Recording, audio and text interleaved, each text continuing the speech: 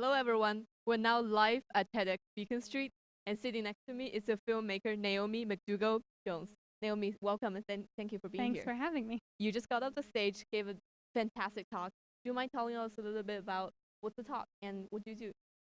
Sure. So the talk is called "The Women in Film," or the talk is called "The Women in Film Revolution Begins with You." So for those of people not in the film industry, they may not know, but there is a very significant gender gap in the film industry, both on and off screen. In 2015, only 5% of films were directed by women, and that number has remained basically the same since the 1940s. And on screen, there's one woman for every two men who appear on screen, and one woman for every two men who speak on screen. So, so there's a terrible gender gap so as a female filmmaker, I didn't know this. I had no idea that there was a women in film problem at all until I started making my movies, and the things that people would say to me were just, I couldn't believe it. Like this, so my first film is an all-female production team, and it's a film about two women.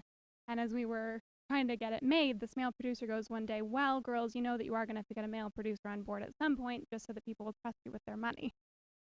And there's just sort of this idea that's thrown around in Hollywood all the time of people don't want to see films about women. Like that, everyone takes that as gospel. That like films about women. Like, oh, we all know that no one's going to come to see those. And I just couldn't believe that this was 2014, that was still going on. And so through this, I sort of ended up becoming a women in film activist, just from the perspective of like, can you believe this shit? Like, how is this still going on? And how is nobody doing anything about it? And so over the last few years, I would say this conversation has really gained a lot of steam, and so many articles have been written and everything. But despite all of that, there's been very little action to actually improve the situation, or give us jobs, or have better roles for women on screen. And so my talk is about, okay, the talk is great, and that's a great first step, but what do we actually do to fix this? Because it's affecting our society. Right. So could you elaborate on what work are you actually doing to, try to advocate for women in film? Yeah, well, you'll have to watch my TED Talk to see my 4-point plan for the revolution. But basically, I think we've got to stop asking the people in charge to change this, because they have no incentive to change it. I mean, even though the numbers show that films by and about women make more money, their bottom line is that if they give women more jobs, they will lose jobs. The men will lose jobs, and that's real.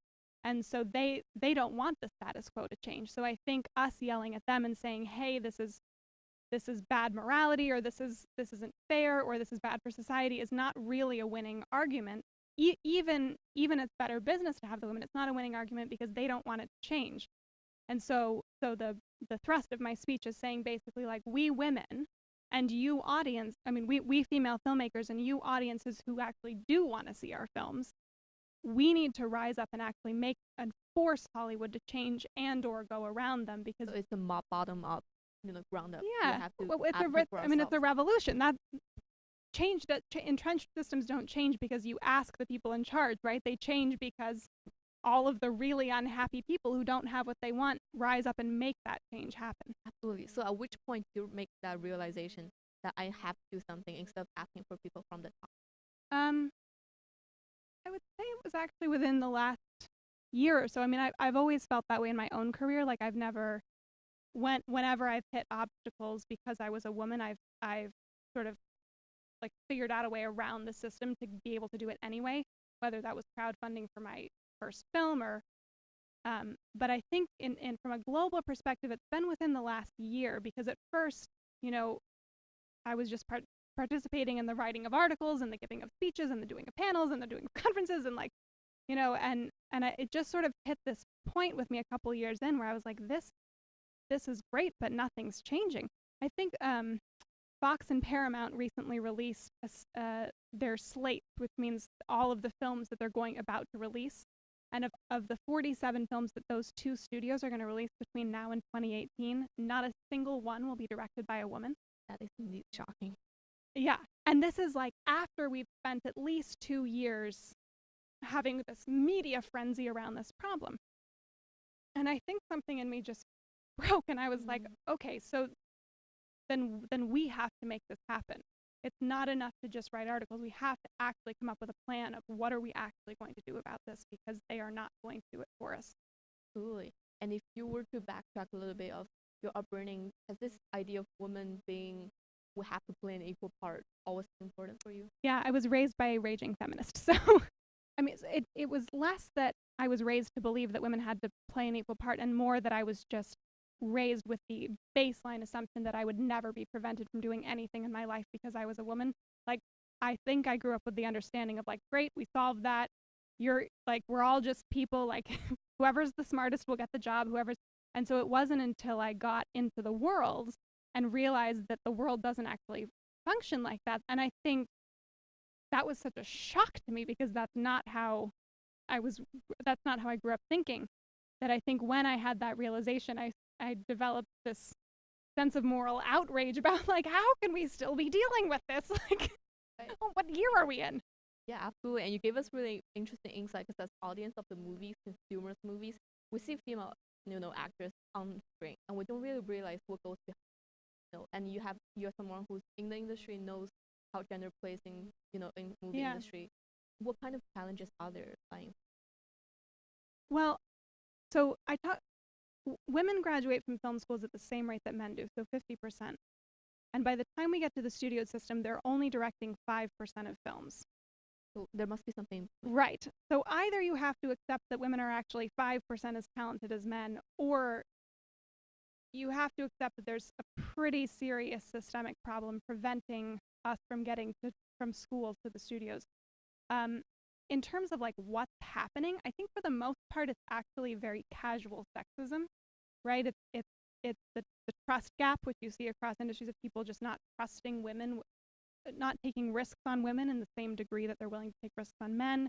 It's certainly a lack of financing for female films. Women have a much harder time raising money for their movies. So that's a big part. But it's also just, I mean, like I said, this idea that, oh, well, people don't want to see films about women. And just sort of these ideas that sort of, like, insidiously work their way into the very fabric of how the industry functions. And so it's a really complex problem to unravel, because it's not just about institutions or hardcore thing you can pin down. Right. And in other countries, I can't remember, probably Switzerland, they're always doing everything right. I think some European film board just made the mandate that from now on, 50% of all of their state government financing will finance films by women, so that they will have gender parity by next year. And in countries where most of the financing for films comes from the government, it's a pretty straightforward solution. Like, that board just has to go, okay, well, we'll do a better job. Great, done. Pretty black by and next white. year. But here, because so much of the financing comes privately, and because it's a much bigger system, it's a much more complex thing to address, which is why we need a 4-point plan for the revolution. Absolutely, and I recommend everyone to check out Naomi's 4-point plan for the revolution. And, thinking ahead 5 years, 10 years down the line, or even 20 years, what's your vision for women in film?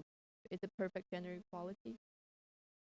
Yeah, I mean, I just hope I'm not giving this speech anymore. Like, I just hope that in 10 years, I just get to make my movies, and that's it. And it's not a big deal that I'm a woman. Like, I thought it wouldn't be a big deal when I was coming into the industry. I mean, yeah, I want perfect gender parity. I feel like maybe we need to tip the scales in favor of women for a couple 100 years to balance it out. I mean, like, we could have a couple more women for a while just to get things back on track. But yeah, certainly at least 50%. We're 51% of the population. It's not like this is a crazy thing to be asking for, that we be allowed to tell 51% of the stories. Absolutely. And for that revolution that you're proposing, who gets to be in the revolution? Everybody. Men and women. Yeah, totally. I mean, it's and also, ethnic, all people of all filmmakers of all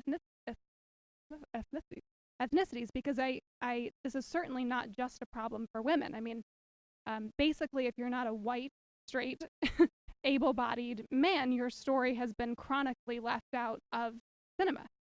So my great hope is that the revolution is not just for women, but that all of us whose stories have been left out can rise up, because there are way more of us that we can rise up and take our stories back. Absolutely, and that is indeed a revolution that's bigger beyond gender alone. Yeah, absolutely. Everyone. But I mean, look, the white straight men can come along too. That's fine. We don't. I mean, it's not that their perspective is a bad perspective.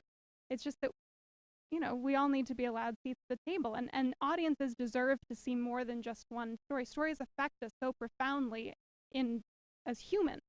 They're the way that we understand the experience of what it means to be alive. And so to have stories and films are our major stories now, to have that all funneled through one perspective is actually damaging society. Absolutely, and we all need to be aware of that. Yeah. So for the general public who are interested in learning about your latest project or the work for women in film in general, where can they find more information? Well, to find more information on me, you can go to my website, which is naomimcdougalljones.com. My first film, Imagine I'm Beautiful, is available on iTunes and Amazon and Google and other places. And if you are interested in finding more films by women, just to kind of see what we are about, there's a website called moviesbyher.com that's just an easily searchable database of films by women, so that you can start exploring the other half of the story. Awesome. And if you are interested in learning about what Naomi shared with us and her 4-point plan for the revolution, please go to tedxbeaconstreet.com. Thank you, Naomi. Thanks for having me.